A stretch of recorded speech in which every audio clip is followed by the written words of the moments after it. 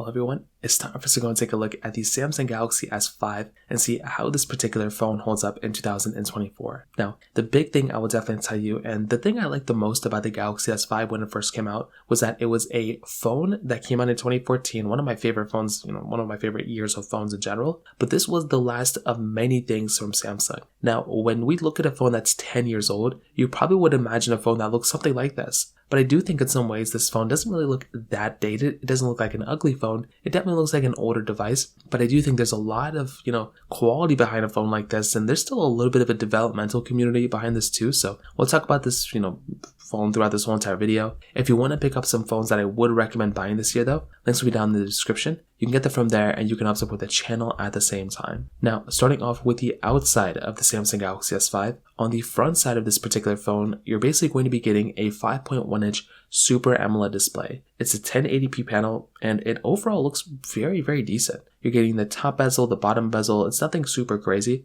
but you're getting a fairly good looking phone nonetheless. And I do think this is a very, very good looking device when it comes down to it. It's not a perfect phone by any means, but I do think if you're going through and if you're buying a certain device like this, I do think for the most part, Samsung did a really decent job. And I do think for this panel at that time, it was interesting. Now, I do think the front of the Samsung Galaxy S4 actually looked better. And that was one of my main, issues with this particular phone. Maybe not an issue, but I did feel like when this phone first came out, you were getting a phone on the Galaxy S4 that looked visibly better, but this one was functionally better. A big thing with the Samsung Galaxy S5 was actually its, IP certification. I think this was one of the first Samsung phones to bring IP certification as far as I remember. And this phone was trying to be like a durable device as far as I can tell. You were also getting a fingerprint sensor on the front side of this particular, Samsung phone as well.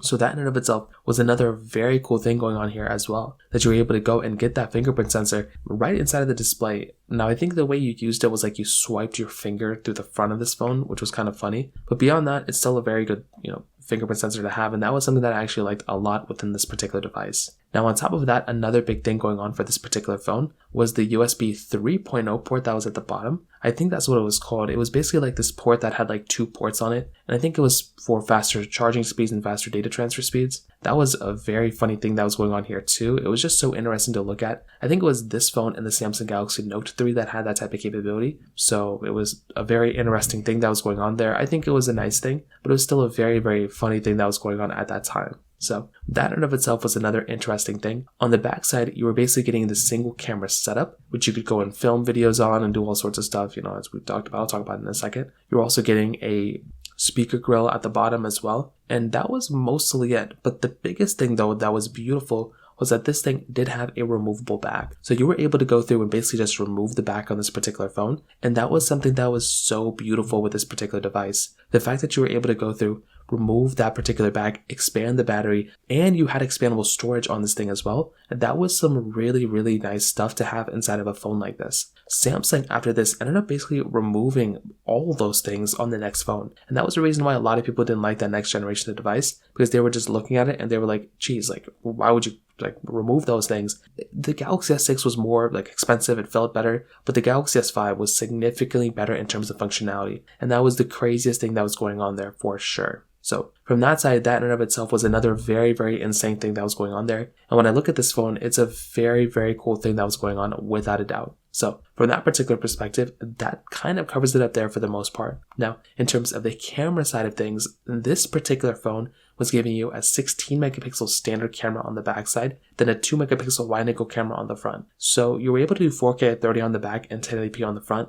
But when you think about a 2 megapixel camera in this day and age, it really isn't that great of a camera. The front camera wasn't really that great. But for the time that it was back in 2014, you have to remember that this was basically the best of the best that you could get. This camera, the back camera actually was one of the highest megapixel count cameras that you could buy on an Android phone at that time, which in and of itself was super crazy. So when I look at a phone like this in and of itself was a really, really cool thing that was going on here. So I look at a phone like the Samsung Galaxy S5 from that particular perspective, and I do think this in and of itself was a very cool thing that was going on here. And when I go ahead and buy this particular phone, back then, that's the way I look at it. Nowadays, it's a completely different story. 4K at 30 on the back really isn't even that bad for a 10-year-old phone. The problem that we're going to be experiencing though is that with this particular device, it really is kind of an outdated camera in every single way. The video quality really isn't that great anymore. The photo quality isn't as great as it used to be. Like inside of those social media apps is not going to be that great. And we'll talk about this in a second, but like even the apps that you would download to go and,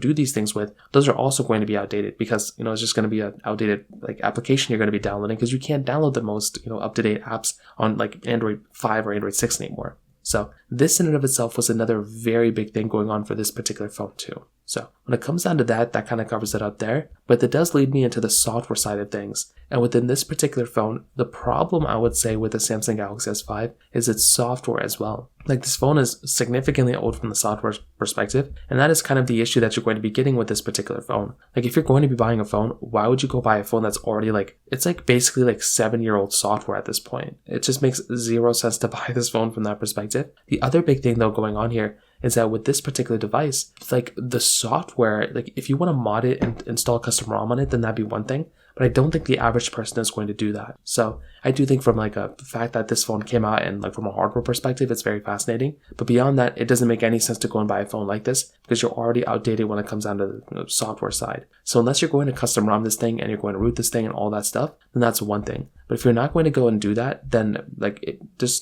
doesn't make any sense to go and buy this phone from that particular perspective. So take it as you will, but that's kind of how I see this particular phone holding up from the software side. On top of that, with this particular phone, you were also getting your performance, obviously, and this phone was basically giving you that Qualcomm Snapdragon 801 chipset at that time. It was also giving you that 2 gigabytes of RAM. Now, I don't know if I need to be the one to tell you this, but this phone's RAM really isn't that great either. That, once again, is kind of the issue that you're getting when you're getting devices like this. Like, you're getting phones that just aren't really doing that well from the software side, from the performance side either anymore. But I remember back in 2014, 2015, this phone was like a really good performing device. And that was something that was really, really good about this particular device. Like, you were able to go and buy it, and you were able to get a phone that basically held up fairly well from that performance side. But nowadays, it's a little bit of a different story. So you could probably imagine that if you're buying a phone like the Samsung Galaxy S5, that phone really isn't going to be doing that well from the performance side anymore. I mean, that phone is like can barely even download applications. So from that side, it just doesn't make any sense. And I've kind of said this so many times before, but once again, I would hate for you to go and like buy a phone like this